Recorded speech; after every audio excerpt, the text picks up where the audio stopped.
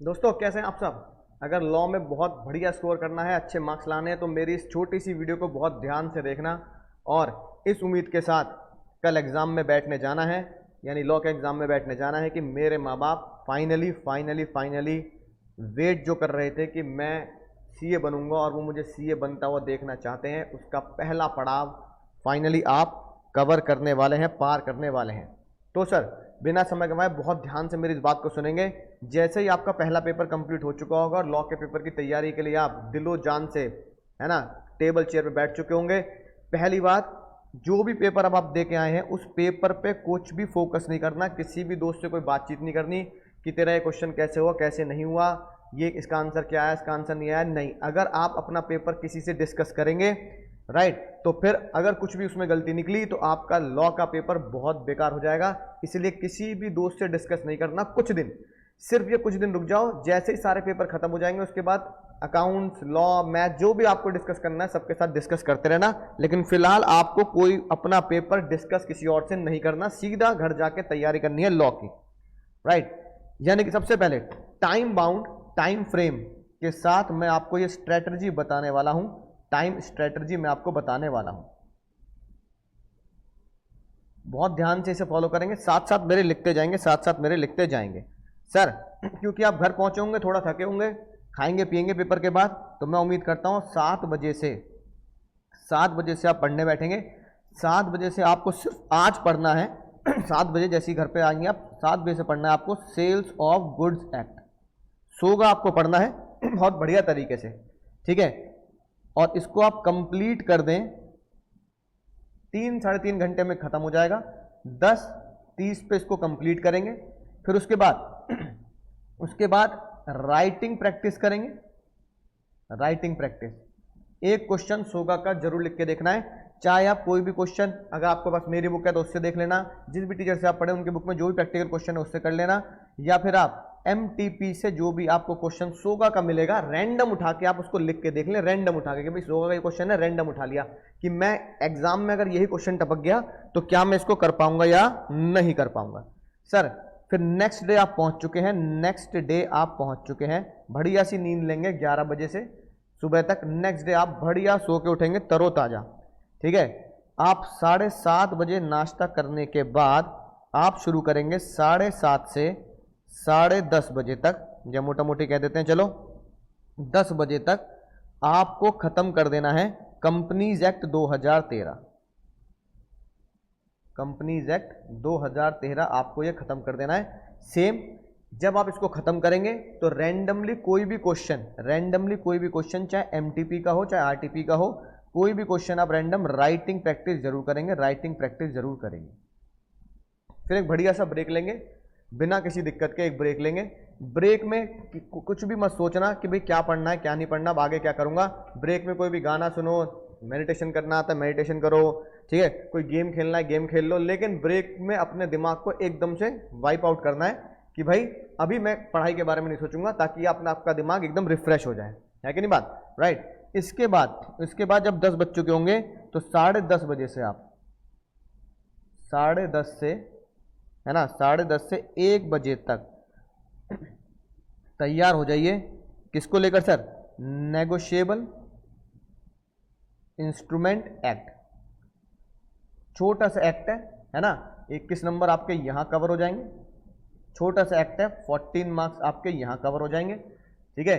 इस बार की एमटीपी में जो भी क्वेश्चन आया है इनक्यूएट इंस्ट्रूमेंट या कोई भी और क्वेश्चन आया है, डिसऑनर के ऊपर क्वेश्चन आया है, सेम कहानी, एक क्वेश्चन राइटिंग प्रैक्टिस करनी है, क्वेश्चन राइटिंग प्रैक्टिस करनी है, ठीक है सर। अब आपके 1 बज चुके हैं सर, लंच टाइम हो चुका है, 1 से 2 लंच करें बिना किसी दिक्कत के, कोई टेंशन नहीं। 1 PM टू 2 PM आप आराम से लंच करें, कोई दिक्कत वाली बात नहीं।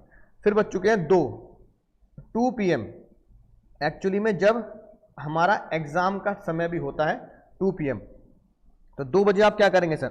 2 से 4 में आपको खत्म कर देना है टीपा, द इंडियन पार्टनरशिप एक्ट, टीपा खत्म करेंगे, राइट। और एक क्वेश्चन, सेम बात, एक क्वेश्चन राइटिंग प्रैक्टिस जरूर करेंगे, कोई भी चाहे सेक्शन 6 की राइटिंग प्रैक्टिस कर लो, चाहे 28 की राइटिंग प्रैक्टिस कर लो, माइनर से राइटिंग प्रैक्टिस कर लो, डिसोल्यूशन से कर लो, है ना, राइट। कोर्ट ने बताया चोर, इसलिए सेक्शन 44 की राइटिंग प्रैक्टिस कर लो। एक क्वेश्चन राइटिंग प्रैक्टिस आपको, है ना, जरूर करनी है, ठीक है, राइट। अब सर फिर क्योंकि ये एग्जाम का टाइम है, इसके बीच में आपको बहुत शिद्दत से पढ़ाई करनी है, आपका दिमाग भी बहुत तेज चल रहा होता है, क्योंकि एग्जाम का पेपर हमें इसमें लिखना पड़ता है। 4 से 5 में आपको LLP खत्म कर देना है। 4 से 5 में क्या खत्म कर देना है सर? LLP को खत्म कर देंगे, LLP को खत्म कर देंगे, प्लस IRF बहुत छोटा सा है। ये दोनों ही टॉपिक आपके आराम से खत्म हो सकते हैं, है ना, 5:30 बजे तक, 1.5 घंटे में दोनों खत्म हो जाएंगे आराम। सर अब आधे घंटे का ब्रेक लेंगे, फिर बज चुके हैं 6 PM। आधे घंटे का ब्रेक लेंगे, 6 बज चुके हैं। 6 बजे आपको शुरू करना है कॉन्ट्रैक्ट एक्ट। कॉन्ट्रैक्ट एक्ट में भी सीक्वेंस आपको डिसाइड करना है कि किस सीक्वेंस में आप करेंगे। तो सीक्वेंस में आपको लिखवाता हूं कि अगर कॉन्ट्रैक्ट है तो पहले क्या रिवाइज करना चाहिए। पहले आप रिवाइज करो breach and remedy of the contract act, यानी सेक्शन, है ना, ब्रीच वाले, और 73, 74, 75, ठीक है। फिर आप करना डिस्चार्ज, फिर आप करना परफॉर्मेंस वाला चैप्टर, परफॉर्मेंस ऑफ कॉन्ट्रैक्ट, ठीक है। फिर आप करेंगे उसके बाद ऑफर एंड एक्सेप्टेंस, राइट। फिर आप करना वॉइड एग्रीमेंट, सेक्शन 26, 27 वाले, है ना, एंड कंटीजेंट कॉन्ट्रैक्ट, यानी section 30 and section 31 wager and contingent, ठीक है सर। फिर आप उसके बाद करना कंसीडरेशन वाला चैप्टर। कंसीडरेशन के बाद आप करना capacity and free consent, capacity and free consent.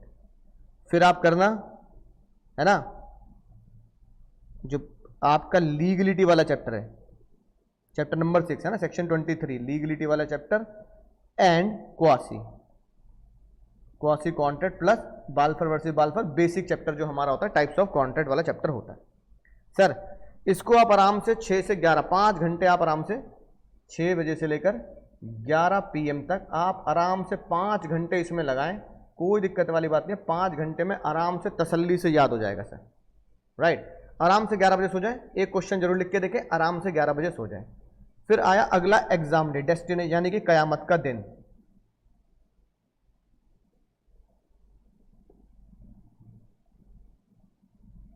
ठीक है ना, कयामत का दिन आया, कोई घबराने वाली बात नहीं है। सेम कहानी जो पिछले टाइम पे की थी, है ना, 7:30 से आराम से 10:30 बजे तक 3 घंटे आराम से पढ़ो, आराम से तसल्ली से पढ़ो स्पेशल कॉन्ट्रैक्ट।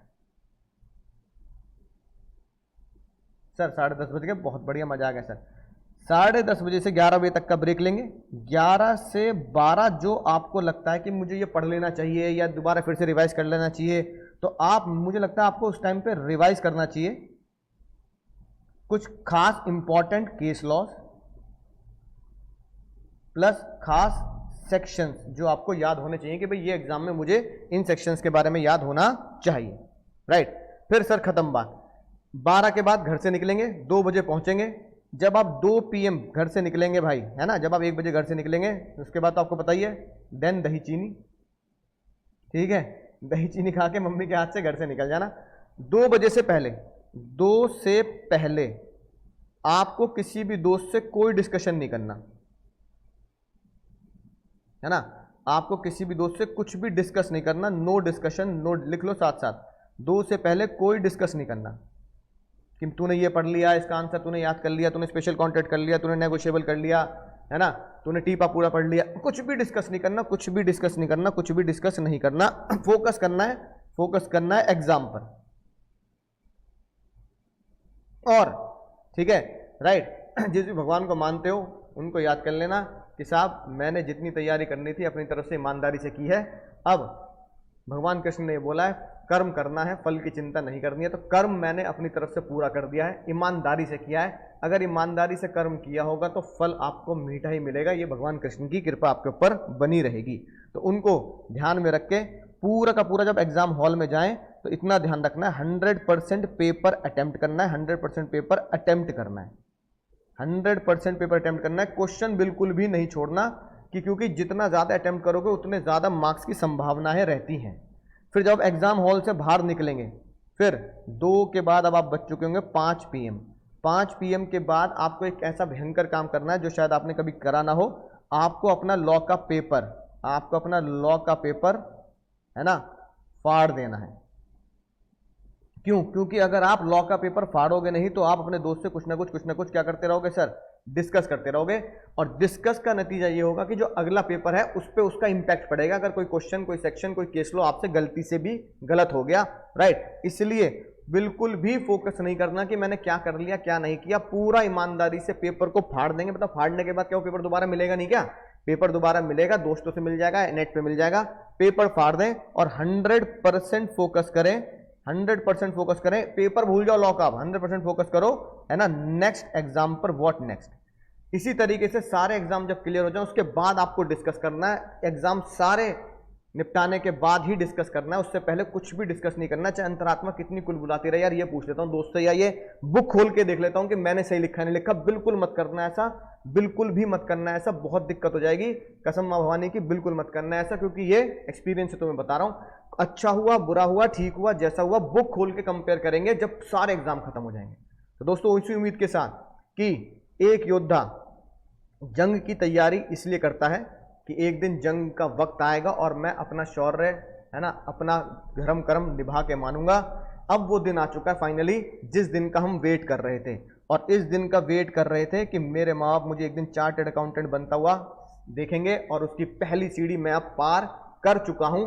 इस कॉन्फिडेंस के साथ जाना है, क्योंकि इतने महीने जो तैयारी की है इसी दिन के लिए की है, और इस दिन के लिए जब मैंने तैयारी की है तो इस दिन से डरना नहीं है। इस दिन को खुशी खुशी, हैप्पीनेस के साथ ऊपर वाले को याद करके गले लगाना है कि पूरा पेपर करके आएंगे, और माँ बाप जिस चीज़ का इंतजार कर रहे हैं उनका ये सपना बहुत जल्द पूरा होगा, बहुत जल्द पूरा होगा। तो मिलूंगा अगली वीडियो में।